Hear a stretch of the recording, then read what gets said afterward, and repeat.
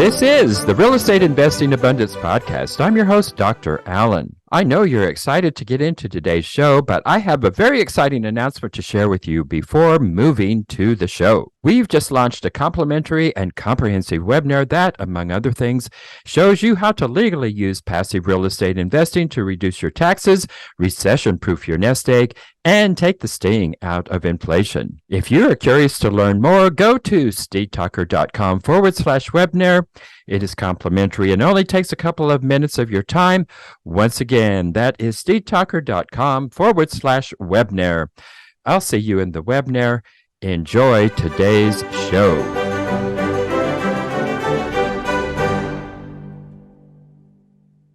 Hello, enlightened investors. So good to be back with you again today on the Real Estate Investing Abundance Podcast. And with us today, we have an exciting guest who is going to help us to maximize our property return on investment through submetering.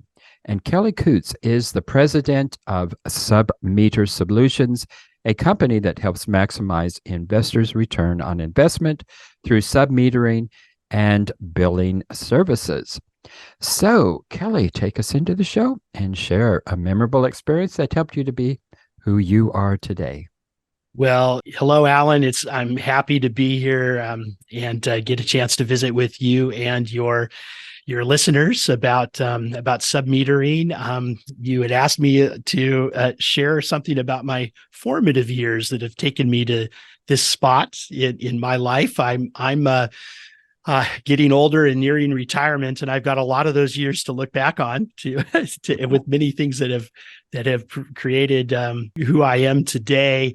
I like to think of myself as primarily a teacher and a facilitator of others and their skills, and that's served me well. That goes clear back to, I think, the school ground days when I found myself being the guy who was organizing the baseball games or the football games. And to this day, I am still, that's a big part of my job, is really just enabling the rest of our team to be able to do what they do best, and to really give them all the tools that they need to be successful. So.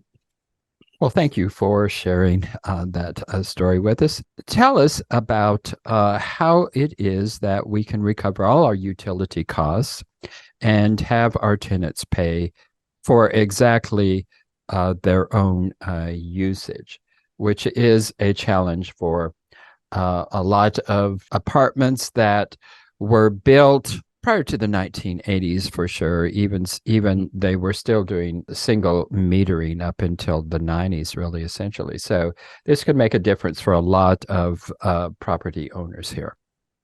Yeah, and you're absolutely right. Buildings that were built 20, 30 years ago or more, nobody ever considered that water and sewer was going to really be a significant cost, and they put a single master meter in, particularly for the water and the sewer costs, and thought no more about that. And even today, brand new construction apartments and condos are more likely than not still going with that strategy for particularly the water utility.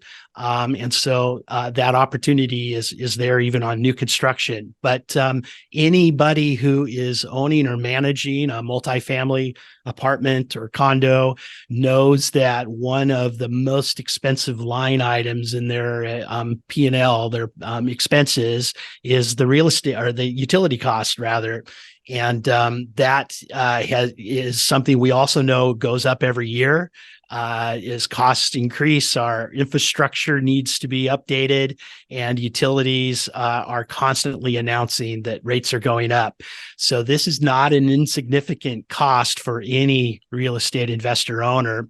And many times the strategy that owners will use is simply to set an amount or a fee and hope to recover that cost in their monthly rent. And, the challenge with that is it the right number? Does that account for changes to usage month over month? Is it accounting for rate increases? And it also creates a situation where the residents really are disconnected from their usage and their cost to use, for instance, water and sewer. And so water becomes free to them and they can use as much as they want without any personal impact to them. So there's alternatives to just putting that cost into the monthly rent.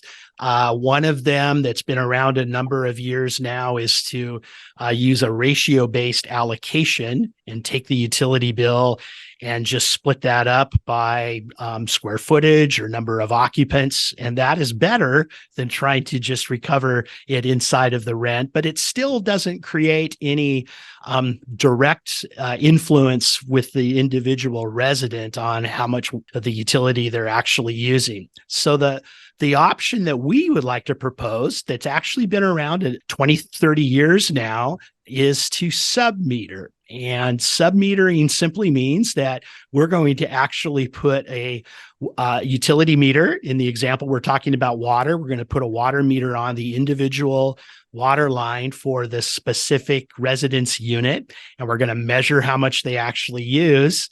And then we're going to, that will allow us to bill the resident for the exact cost of their utility usage.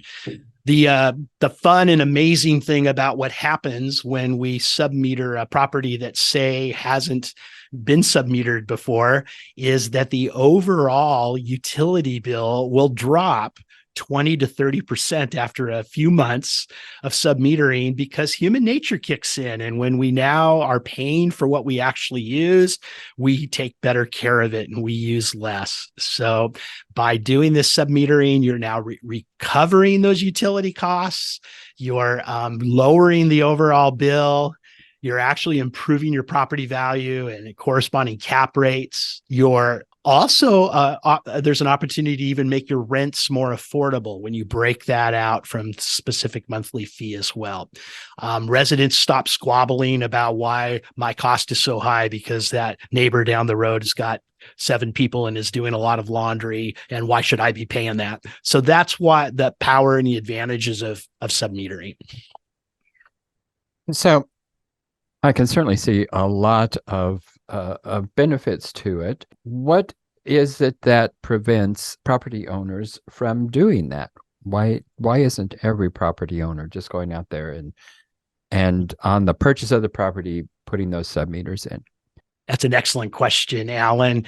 And the fact is that now in 2023, almost all new construction multifamilies are typically adding submetering equipment in. We even have building codes now in many parts of the country that are requiring that because we've seen the conservation advantages of doing so. I think for many, many years, the perception, and particularly with smaller properties, has been that, well, that sounds really good, but gosh, that's got to be super expensive. It's probably something that doesn't fit for my 6-unit apartment building. That's for the big boys that have 75 or 100 units.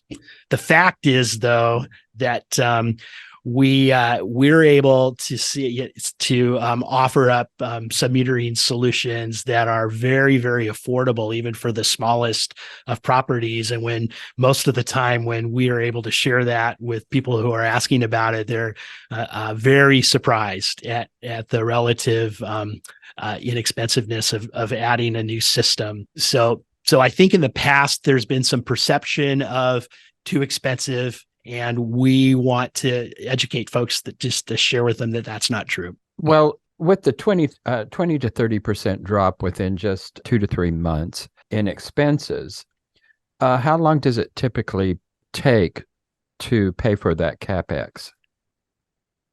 We actually are able to calculate a return on investment for most of our clients if they ask us to do that.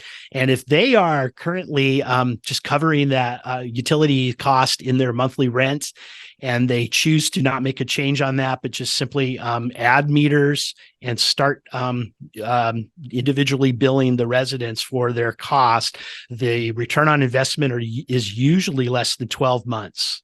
We see other clients of ours that will actually offer a rent reduction as a part of their rolling this out. And that pushes it out a little bit longer, but it's very, very unlikely that the return on investment is going to be more than a couple years. So how do we go about dividing up our utility costs by doing the submetering? That is going to cut down on our costs for sure, but it is also going to take a ton of time to calculate all of those individual bills and send them out. And the city providing the utilities, even though we're submetering, the city is not going to divide those bills up. Yeah. You're absolutely right. They're still going to simply want their utility bill paid by the manager or owner of the property. But companies that are doing submetering like ours, in addition to offering the hardware solution, which will get you the appropriate meters, and as important as the meters, a meter reading system that will, with current technology, push those meter reads up to a cloud server. So there's nobody who has to go to the site and actually manually read these meters. It's connected to a simple internet connection that either is on site or through a cellular connection. So those reads become very available. And then a third-party billing company like Submeter Solutions can then prepare individual utility bills for each of those residents. They will get sent to the resident, and the bill will either ask for the payment to be remitted directly to the owner manager, or they can send that payment into us. We'll collect it and then reimburse the owner with the collections on a monthly basis. So that's kind of the basics of our third-party billing services. Just also want to point out, if we're talking about submetering today, is really, we believe, is the best strategy. But even if you're doing that ratio-based, or the industry calls that a RUBS-based utility billing method, we can also provide you with those billing services as well. So yes, the RUBS, I don't know, it seems to be preferred by a lot of property owners. I don't really quite understand that. I guess it's really the cost of implementation. But like you say, it's really only a year, two at most, 2 years recovering that capital expenditure. And it's just all the headaches that come with RUBS, like you had mentioned, tenants who are going to be constantly complaining because they're conserving their water and their neighbor is not, and all of those different kinds of disputes that are always going to be a part of that. Right. That is spoken from somebody who's heard that, I can tell. And I've experienced that, yes. and although RUBS is certainly better than nothing at all, it really doesn't create that direct and specific attachment to your usage and what you're paying for it. And that becomes super powerful, and it's actually easy to share with a resident who may otherwise be a little suspicious about some new technology. But when they really understand that, hey, now you are in complete charge of how much money you're going to spend for your utility, it just makes all of those issues go away. Well, I'm a little curious here about the installation process because these water lines are not necessarily going to be really easily accessible. So take us down the road of installation here.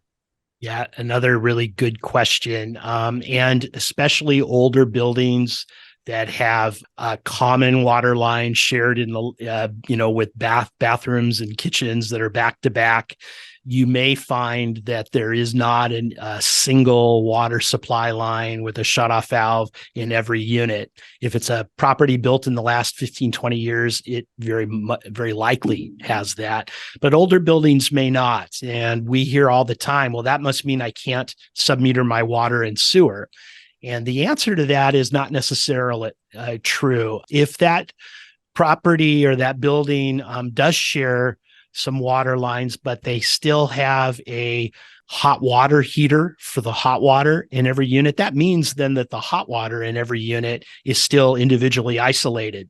So even if it's a plumbing construction that's like that, we can still put a water meter on the hot water line, the incoming to the hot water line, and now we're measuring that resident's hot water usage, which statistically is about 50% of the total use that apartment dwellers will use. So it's not all the water, but it is certainly a very good percentage of the water. And then with that amount, we can do what we call a hot water allocation method of splitting up the bill. It does translate to your usage will determine what your rate is, much more so than just RUBS. Mm-hmm. Yeah, I could see that it would. Enlightened investors, if you haven't done so already, be sure and click that like button and also click that share so others can take advantage of the content.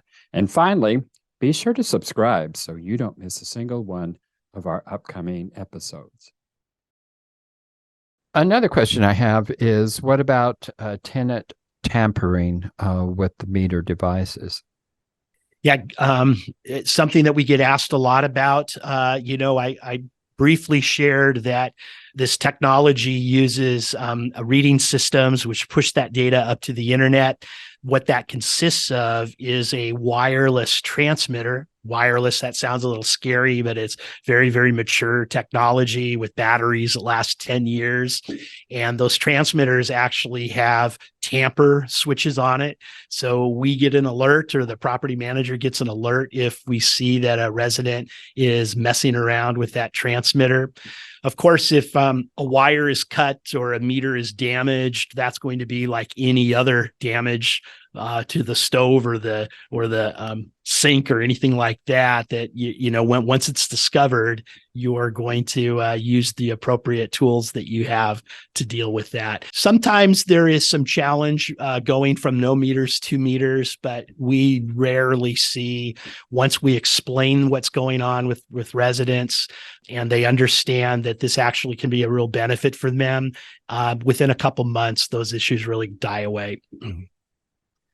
Well, I could see providing a rent reduction would help with tenant satisfaction, and you wouldn't even have to have that reduction to the total cost of their utilities. And even just a 5% reduction or so in their rent, and it would go a long ways for PR, I would think. We really like to see owners that take that strategy, because that just makes the process go much better. Yeah, I would think it would. Well, can submetering technologies, can they be helpful in actually discovering water leaks? Yeah, it's another fun new thing that the industry and the advancing technology is now offering us as well. We now have a meter that's monitoring the water usage in every individual unit. And over the last couple of years, those meter reading systems have developed algorithms which will recognize when water, for instance, is running through a toilet flapper that's up and causing a constant run and a lot of water being wasted. There's an alert now that we can offer to our clients where they will get an email or a text within 24 hours that can alert them, for instance, that apartment 212 has a suspected toilet running, and it's very effective, very accurate, and it's saved literally tens of thousands of dollars for our clients.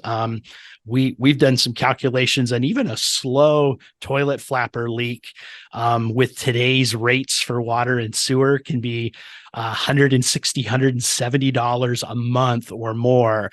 And in the, even if you only see it on your bill, you're 45, 60 days away from when it started before you're taking action. Whereas now with this kind of technology, you're able to arrest that right away.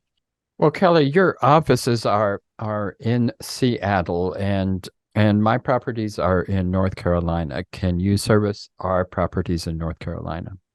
We certainly can. I personally was in North Carolina earlier this spring with some clients. We do business all over the United States and in Canada.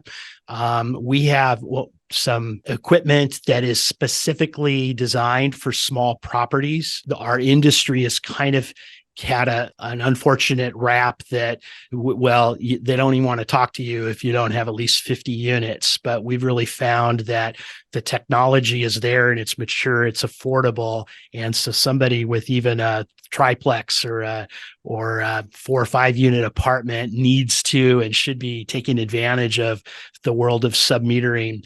And so, yeah, we can go all over the country. What we like to do is hear about your specific property. We'll ask some questions. We'll customize a hardware solution that fits your specific application rather than just tell you, here's the equipment we sell. We're very good at that. And then we can configure it here in our office. Many times we can send that equipment to you, and with a phone call to you or a plumber or an electrician, we don't even have to go on site to get it installed. We'll commission it remotely. And we'll make sure everything's set up. And then whether you choose to do the utility billing on a monthly basis internally, or you'd like us to help you with that, we're set up for both of those scenarios. We really want to make submetering accessible to anybody who's got a multifamily property. Well, I would think you would be doing a booming business here in North Carolina, as RUBs are illegal statewide.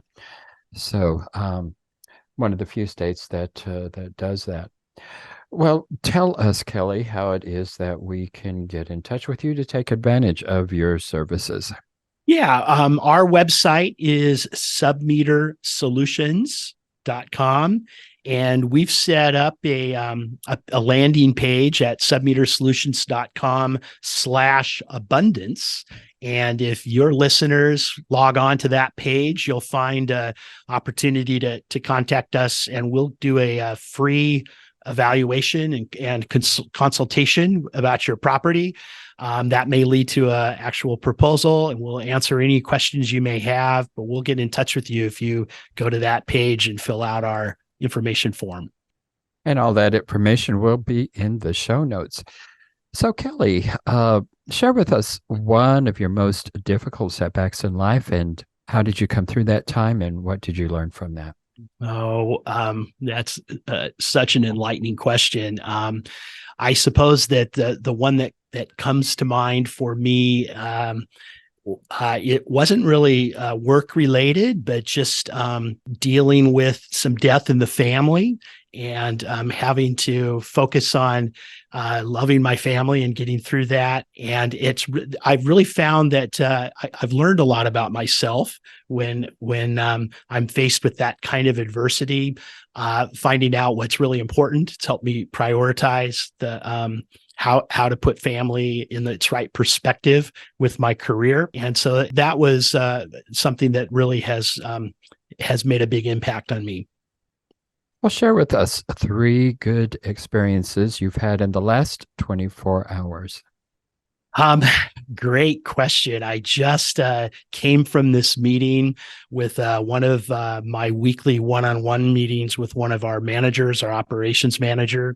He's going through some challenges, both in his personal and work life.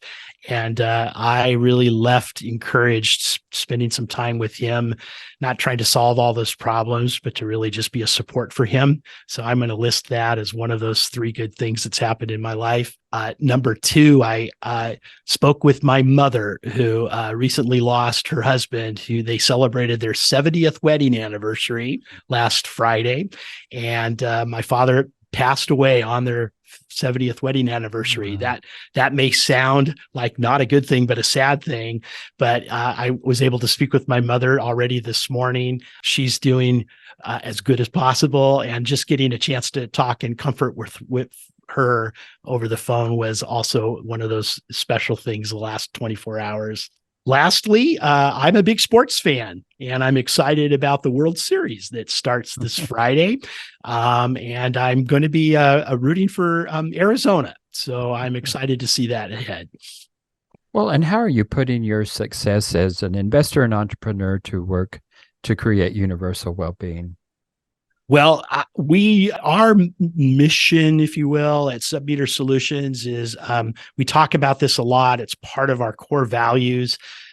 We're not here just to sell meters and process bills, but we are really take it seriously that we're working in a part of our economy that's creating opportunities to conserve one of our most rare commodities, whether it's water or electricity. So that really, really encourages us. And I take that very seriously, as well as our staff. And we talk about that an awful lot here at our company, that yes, this is a company. We want to do well. We want to serve our customers well, but we also are making an impact on this world in a positive way. And I'm super proud about that. Well, and Kelly, our last question. Imagine you've come to the end of your life and you lay on your deathbed. What do you look back on with your greatest sense of joy and fulfillment? Boy, that goes right back to family for me. I probably won't be thinking about water meters on my deathbed. I'm sorry to say. I've got 3 adult daughters, and they all have their own family. I am a proud grandfather of 7 granddaughters. We do nothing but girls in my family. And the time I spend with them, particularly my young granddaughters, is really the thing that keeps me going. It's so much joy just imparting a little about my experiences, and spend time watching them smile and laugh and have fun with each other.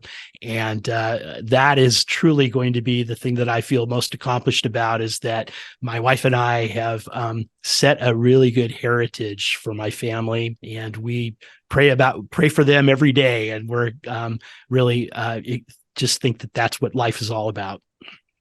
Well, Kelly, it has been a pleasure having you. Thank you so much for being with us and sharing the benefits of metering utilities. And enlightened investors, thank you so much for being with us. You make our show, and we really, really appreciate you. And we would be really grateful if you would like, share, leave us a comment. We love to hear from you, and also subscribe. And would you please go to Apple Podcast and leave us a rating and a review. Until next time, enlightened investors, live abundantly, and we'll see you in next episode. Enlightened investors, wait, don't go just yet. I just want to remind you about our recently launched webinar that you will not want to miss. If you're at all curious and would like to learn more about how real estate investing can diversify your investment portfolio, alleviate the anxiety associated with Wall Street swings, leverage your 401ks and IRAs to substantially increase the return on your investment, and do all of this with turnkey, hands-off, passive real estate investments, then you'll want to immediately go to steedtalker.com/webinar. In the webinar, we'll also address the common dubious investment schemes that you want to avoid. To access the webinar, go to steedtalker.com/webinar.